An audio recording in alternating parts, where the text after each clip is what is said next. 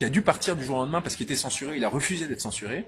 La rédaction, personne n'a rien dit, parce qu'ils avaient trop peur.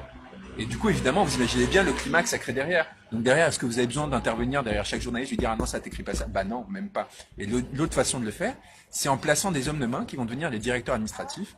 Donc c'est ce qu'a fait Xavier Niel avec Louis Dreyfus, qui a été directeur général du Monde, mais aussi de l'Obs en même temps, ou Mathieu Pigasse, ou pardon, Alain Veil qui avait placé, ça c'est génial, Alain Veil qui avait placé via Patrick Drahi via Alain Veil. Donc Patrick Drahi, c'est le type qui a racheté SFR, donc qui a fait virer des milliers de personnes à SFR. Et vous savez, devinez comment il a fait. Ça aussi, je raconte dans mon bouquin. Il a deviné. Et ça, vous savez qui le raconte? C'est sa main droite qui le raconte. C'est pas moi. Hein, c'est dans Vanity Fair de décembre. C'est pas un truc que j'ai entendu parler. Il faudrait que vous me fassiez confiance pour y croire ou pas. Non, non, ça c'est eux-mêmes qui le racontent dans la presse.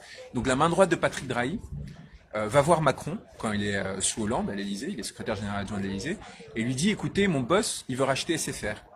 Il veut racheter SFR, et Macron lui dit ah ouais bon c'est un peu compliqué mais il faut que j'en parle avec Hollande, je vais essayer de le convaincre, ok on va faire un truc. Et donc il organise un rendez-vous entre Hollande, Drahi et donc il y a Macron et ce type qui s'appelle Bernard Mourad et Hollande il dit ouais bah pourquoi pas mais vous savez l'IB a des difficultés, ça serait bien si vous les aidiez. Et en fait en gros ce que demande Hollande c'est que Drahi rachète Libération contre l'autorisation de racheter SFR. Et donc Drahi fait ça, il rachète Libération. Qui est-ce qu'il nomme à la tête de Libération comme directeur général? Il nomme Bernard Mourad, donc le type qui a fait le deal avec Macron pour acheter SFR. Bernard Mourad qui va suggérer, il le raconte lui-même, hein, des unes sur Macron à Libération, mais aussi à l'Express et à BFM où il est aussi nommé directeur général, parce que tout ça est racheté par le même Patrick Drahi. Vous vous rendez compte du truc ou pas? C'est pas du complot, hein, c'est établi, vous allez voir les trucs, c'est détaillé mot pour mot, par eux-mêmes, quoi. Contre quoi? Contre l'autorisation. Et donc, contre le fait qu'Hollande leur autorise à racheter SFR, où ils vont virer des milliers de personnes pour faire du profit. Et donc, il y a des milliers de personnes qui perdent leur emploi. Pourquoi? Pour que Hollande ait un soutien pour sa campagne. Alors finalement, il va sauter en vol, et du coup, ce soutien va partir à qui? Bah, celui qui a permis l'opération derrière Hollande, c'est-à-dire Macron. C'est pour ça que vous allez avoir toutes ces unes sur Macron, dans l'IB, dans l'Express, etc. Donc ces gens-là vont soutenir Macron, et non seulement ils vont faire ça, mais ils vont le faire de façon si grossière que ce Bernard Mourad qui a fait tout ça, qui est devenu directeur général d'Express, qu'est-ce qu'il fait en 2016? Toute honte bu, bah, il devient conseiller de Macron.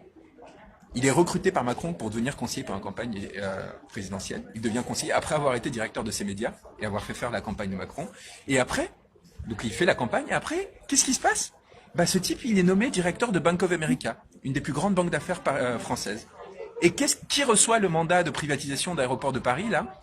Bah, c'est Bank of America, dirigé par Bernard Mourad, copain de Macron, qui a fait racheter Libération, pour permettre le soutien. Enfin, vous voyez le truc ou pas? Vous voyez comment ça produit des effets complètement terrifiants? Et donc, on risque aujourd'hui de se retrouver sans aéroport de Paris, qui est un truc super profitable, qui rapporte énormément d'argent aux Français chaque année. Pourquoi? Parce que ces gens ont décidé de se faire plaisir entre eux, de s'appuyer entre eux pour se promouvoir. C'est un énorme scandale. Ça a des effets sur les destins des Français. C'est des milliards qui vont disparaître des caisses de l'État. Et ils font ça à ciel ouvert, en disant ouvertement, en disant ah mais non mais c'est pas si grave, c'est normal, etc. Et entre temps, qu'est-ce qui s'était passé dans Libération? Bah évidemment, ce Bernard Mourad, il a fait recruter qui comme directeur de la rédaction?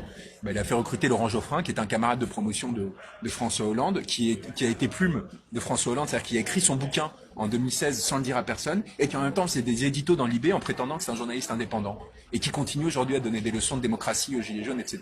Vous voyez comment fonctionne ce milieu? C'est quand même hallucinant. Et bah, révéler tout ça, mettre tout ça entre les mains des citoyens, et comment est-ce que vous voulez qu'après les gens se rebellent pas et disent mais il faut faire sauter ce système, c'est pas possible, on peut pas laisser continuer ça. Évidemment qu'il y a une indignation qui naît, évidemment qu'il faut se rebeller, et encore une fois parce que tout ça est documenté, vous cherchez sur Google, chacun d'entre vous est capable de corréler ces informations, de les mettre ensemble. Moi ce que j'ai fait en fait dans mon bouquin, c'est principalement mettre ensemble des informations qui existaient déjà, expliquer les liens qui parfois sont pas compréhensibles quand vous êtes en dehors du système. Et rendu accessible. Et essayer de le rendre accessible, le fait que dans un bloc, vous avez en fait tout ce système qui se met en place, c'est ça l'enjeu. Et là, Et parce que par ailleurs, je suis abonné à toute la presse, oui, bah vous ce êtes qui n'est pas le informé. cas de tout le monde, donc Ouais, je c'est m'informe, bien. je passe mes journées à lire des trucs pour condenser ces informations, et je les connais.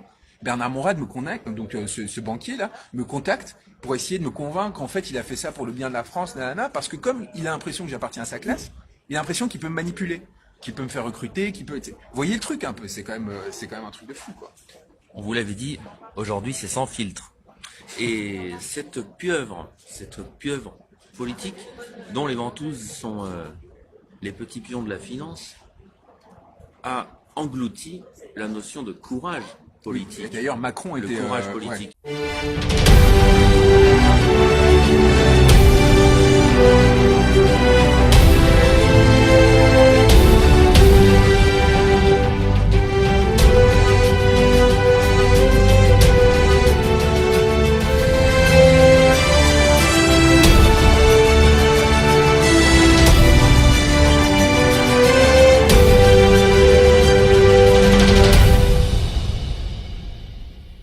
Une démocratie, ce n'est pas élire quelqu'un qui va décider pour vous. Une démocratie, c'est décider ensemble.